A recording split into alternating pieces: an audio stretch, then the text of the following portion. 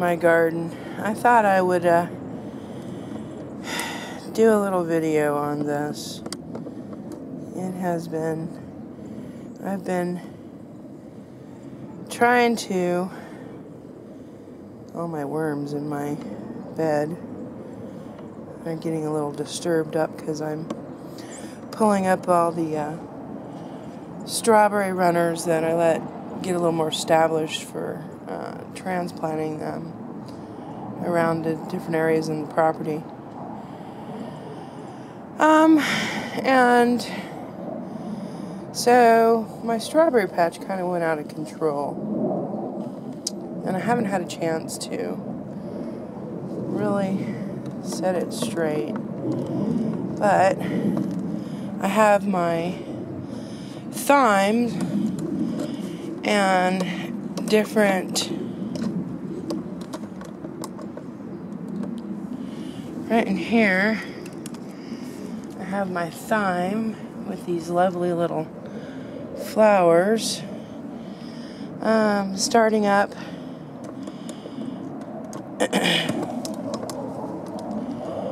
And they've just been blooming, but I want to give it a good hard pruning along with getting my strawberries that I'm going to be transplanting around, and just kind of cleaning this bed up. I want to start putting some early things such as some radishes, and which are easy, and at least I get instant gratification,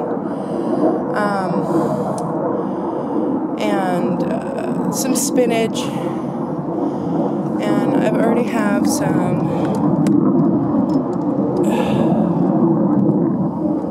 if you can see over there, that is some lettuce coming up that conveniently decided to volunteer in a pot. And I have some more lettuce over in there coming up, which I'm just kind of pruning back the herbs and spices in this bed, strawberries, and getting them ready for what I want to do this year, especially if I want to eat and keep our house going and fed all summer long, and better than last year, hopefully. So I'm cleaning up all the deadheading, my oregano and thyme. Let's see if we can get this. So I basically have been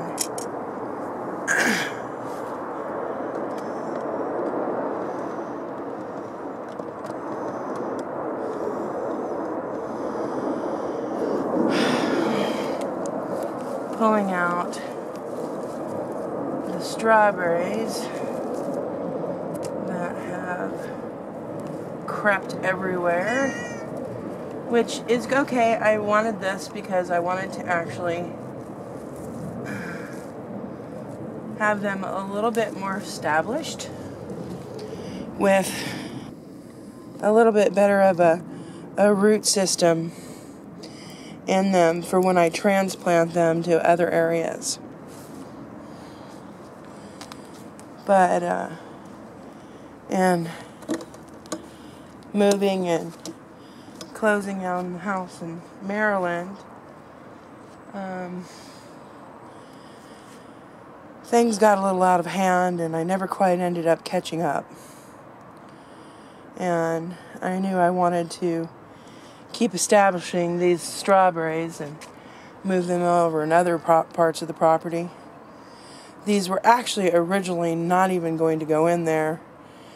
They were put in here just because when we first moved in, it was the first bed I threw together, and I really had nowhere else. Everything needed to be cleaned up, weeded, pruned, and even beds established. So they were just kind of put in there, and then the deer, which is why I ended up putting this fencing around in here. The deer came up and totally ate my whole patch down to nubs. There was maybe a little green, and that was it. Well, hello, Cammie. Are you being my little garden buddy again? And just ate them down totally. And because of the way the hill is up on this, the fence worked to keep the deer out, which was great. But in the meantime, I've got this strawberry patch that I need to deal with. So that's what I'm doing. In the meantime, let's focus on this. I just wanted to show how I clean up things after they've done their winter, and so that it will be ready for harvesting and setting up for collecting my herbs and spices so I can dry and store in the kitchen for next year's supply of herbs and spices. One thing I've learned in the Pacific Northwest is that herbs and spices do really well here. And I know generally they kind of do good, but they kind of just do phenomenal here. And I'm really not used to this zone. I'm used to California and Texas and, Georgia kind of growing climates. So up here where it's a lot colder, it's kind of a shell shock to what I can grow, how I can grow it. And, it's been experiments on learning how to be able to try to grow some of the things that I enjoyed in the other areas that are a little more of a challenge to grow here. And slowly but surely, I'm managing to do that. It's not perfect, but it's a learning process. And I'm no master gardener, but I have been doing my thing for a long time and always looking for new ways to learn and or improve.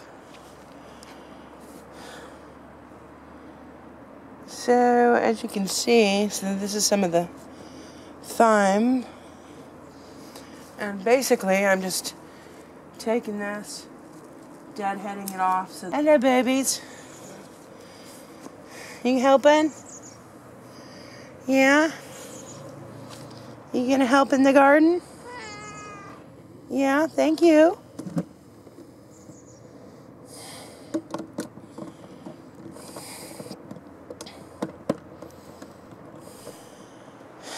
Well, look what I just forgot.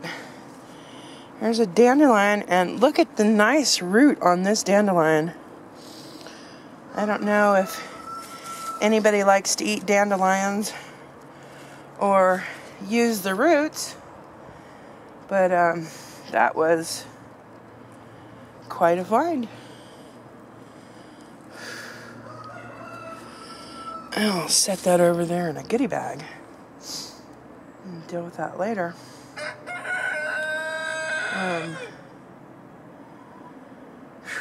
These strawberries are everywhere, and I knew this, but I had kind of avoided dealing with them.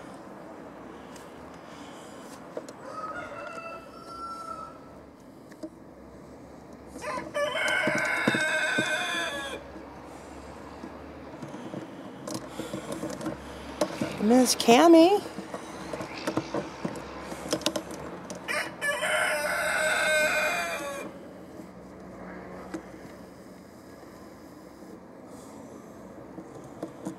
There's Miss Cammie. She is trying to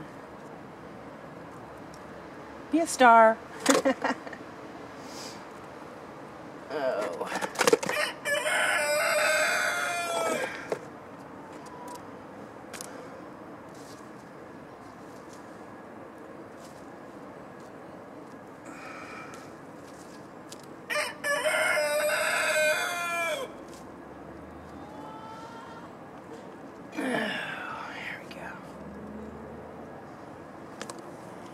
Here's some of the root balls of the strawberries that I'm pulling up.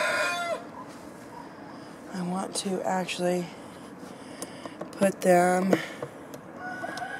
down in there on these beds.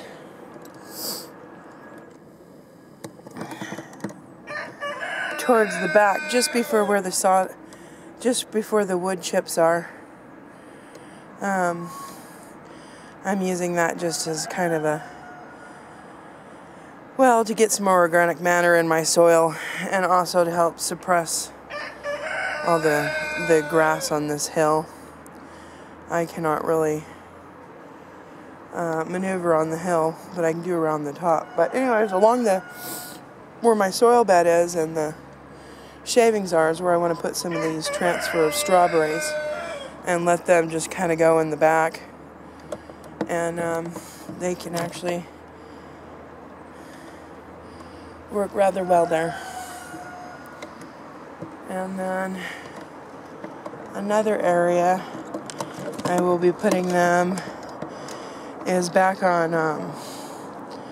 the hill as soon as I get done with this. Okay, welcome back. So I've been cleaning up the strawberry patch, getting all the runners and everything that I did not do. But I did have a reason other than it just getting out of control, because we were moving everything from Maryland to here and everything. But I needed to wanted to establish a very good root system on these so that I'd be able to transplant them in other parts of the property. Gardening is not cheap.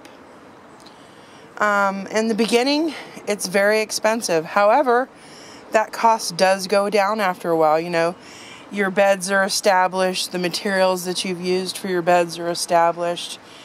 You've got plants. If you're smart and thrifty, you're able to save seeds or what have you. Another way that I help save money and keep my garden going and help increasing things in my garden is I propagate everything I can. I try to grow things from seeds. It's a lot cheaper to do it from seeds and grow that up and then transplant it around than buying a plant for, $3-4. Well, a couple plants by the time you've spent $100 easily.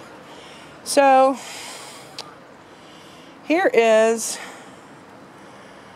some of the thyme that I was cleaning up, and I found some roots, and what happens is the stems will get onto the ground and then they will start developing roots and start spreading out and being more of a plant. So now I'll be able to transplant this thyme somewhere else. And there's another one. And here is some of my oregano, which I started from seed several years ago. Well, about 2 years ago. And I have oregano everywhere now. Not only in my garden, but all around the property. And that just started from some seeds in a couple pots. And I started container gardening, and, well, I've been container gardening for a while, but I started container gardening specifically in anticipation of moving onto the property, so that I could get larger plants, bigger pots, so they'd be more established and be able to spread, and then I can continue. And so far it's worked out very well. So, as you can see over there is a pile of strawberries that I originally had something like 20 strawberries, and I've been spreading them out and spreading them out. So that now I have more and more strawberries, and I've just got the initial cost of what I paid for it. You know, I have oregano all over the place, and that was from original, you know, 50 cents worth of seeds. Same thing with my rosemary. I'll show you here, and you might have seen it, remember it from last year, is my rosemary, which I propagated from a small little clip about yay big. Sorry for the hands, gardeners. And it's growing, and I'll be able to get plenty of rosemary this year. Another one of my rosemary plants that I started from about a 4-inch branch is right there. And that has done super well this year. I've been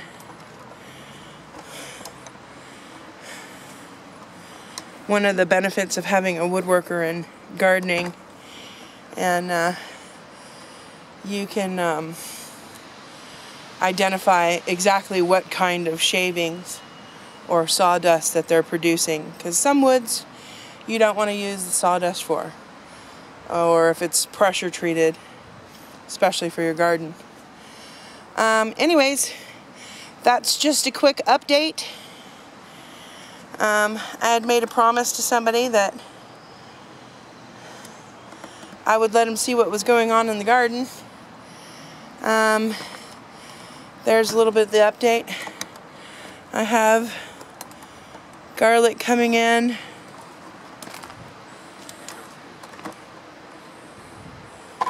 There's some of my lettuce coming in. And dandelion, I'll get to the weed. I'm cleaning this bed up. And this bed. Oh, there's Mark. Mary, quite contrary. How does your garden grow? It's growing lovely. I'm cleaning it up. I thought something. I thought that this was grape hyacinth, but it is actually garlic coming up. Oh, that's what it was. You need to grow more garlic. We have plenty of garlic. I'm not quite sure, and if anybody has any suggestions, and I might do an experiment, gardening, half experimental, half redoing what you did before that worked. Anyways, as you see, there's little patches of clumps of green coming up over there. That is garlic. I had thought it was grape hyacinth, but I went and investigated it earlier and tasted and nibbled, and it was garlic. So what I might do is try to pull up one of those and see if I can separate that out and spread it around the garden and leave one to do its garlicky thing. Well, thanks for watching. I hope you enjoyed. I'd love to hear from you. What's your experiences in the garden? What do you enjoy about it? Let me know. Don't forget to subscribe and like and leave a comment. Thanks very much for watching.